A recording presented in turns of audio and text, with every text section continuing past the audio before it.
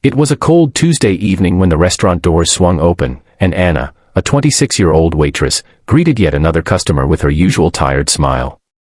Her long black hair was tied neatly into a bun, her white apron faintly stained from hours of serving tables, and her eyes heavy from working a double shift.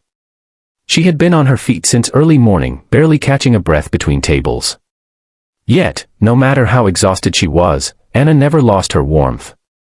She had a gift for making people feel seen, even if only for a moment during a rushed meal. That night, a man walked in wearing worn-out jeans and a faded hoodie. He looked nervous, uncertain, and a little out of place in the fancy family restaurant. He sat down quietly in the corner booth. While other waiters ignored him, assuming he wouldn't be a big tipper, Anna walked over with genuine kindness. "Hi there," she said softly, placing a menu in front of him. "Can I get you some water while you decide?" The man looked up, surprised by her gentle tone. I'm not sure what I can afford," he admitted. His voice cracked, and his eyes carried a weight Anna recognized, the weight of struggle. Without hesitation, she leaned closer and whispered, "Don't worry. I'll take care of it. Just order what you'd like, okay?"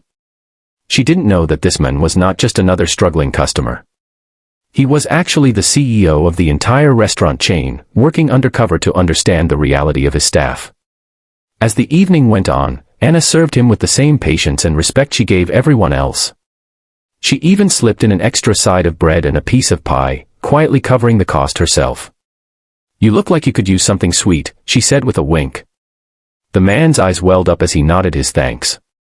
But when the shift manager saw her giving away food, his reaction was not kindness.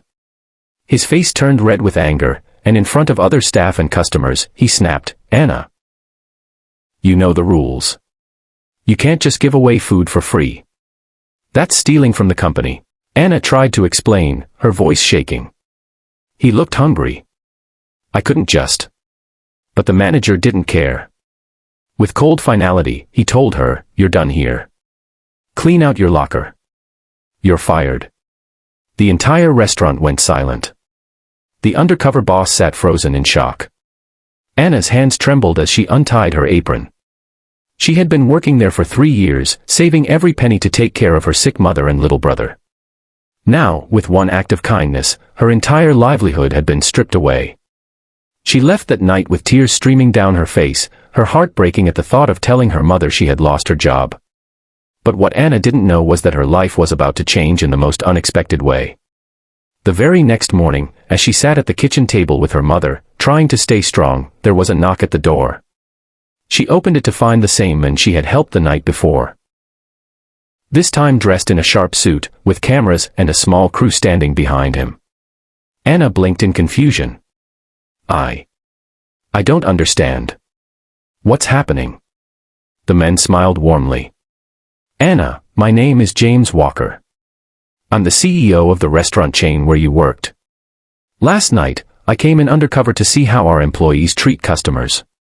What you did for me, your kindness, your compassion, your willingness to give when you had so little yourself, it moved me more than I can ever explain." Anna gasped, her hand covering her mouth. James continued, his voice steady but emotional. "When I saw you get fired for doing the right thing, I knew I couldn't stay silent. You didn't just give food to a stranger, you gave hope. And I need people like you in my company."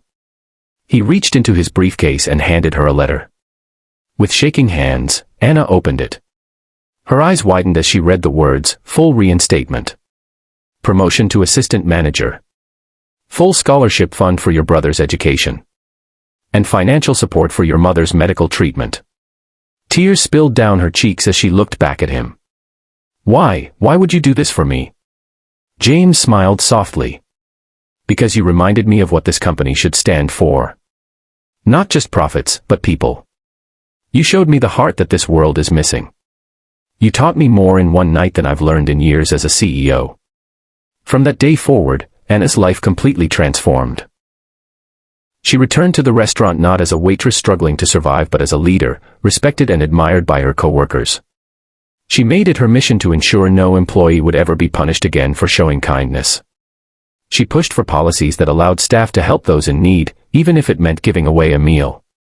Anna's story spread quickly across social media and news outlets. People everywhere were touched by the young woman who had lost everything for doing the right thing, and gained even more in return.